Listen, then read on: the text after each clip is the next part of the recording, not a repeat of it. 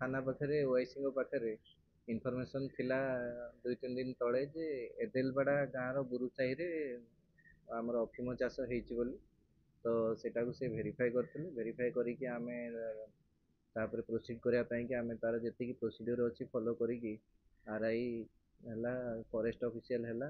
तहसीलदार हेले executive magistrate समस्त को रिक्वेशन करिकि डका हला हमर फोर्स भी आसीथिले तापरे ताको आमे डिस्ट्रॉय करिया पई कि प्रोसीड कलु आज 29/1/25 रे हमर Thakurmunda PS case number 6/25 registration ହେଇଛି 18 एनडीपीएस एक्ट रे जो आमर पाखापाखि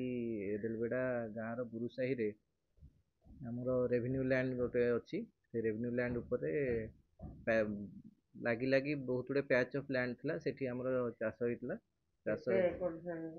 गोटे एकर पाखापाखि जगार चाष होइतला आमर 21,000 गछ प्लांटेशन होइतला ताको आमे डिस्ट्रॉय करी स्पॉट रे सब डिस्ट्रॉय करा हेकि आसीचे तापरे स्पॉट रे आसी सारला परे एफआईआर रजिस्ट्रेशन हेइची हमरा नहीं बाबद रे किसी अरेस्ट है नहीं किंतु किए प्लांटेशन करछन कोन अछि ए दिगरे तदंत आगु को करा हो आनुमानिक एटा हमरो एक्साइज रेट अनुसार 40 लाख प्लस हो आउ आमर आगु को भी यही मिशन जारी रहइबो आमर आगु जोधपुर रे 6टा केस हेतला ई ओपीएम आमर डिस्ट्रक्शन ऊपर ओपीएम डिस्ट्रक्शन एथरको ठाकुरमुंडा पीएस जुरिस्डिक्शन रे ओपीएम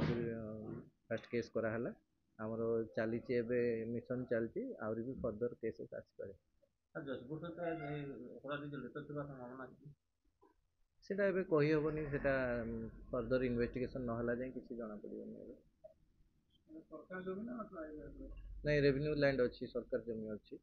एबे एबे पर्यंत पूरा डिमार्केशन रिपोर्ट आसीनी जहाँ आसीबो जहाँ देखि जहाँ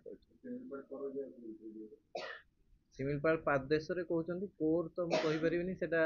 जहाँ फॉरेस्ट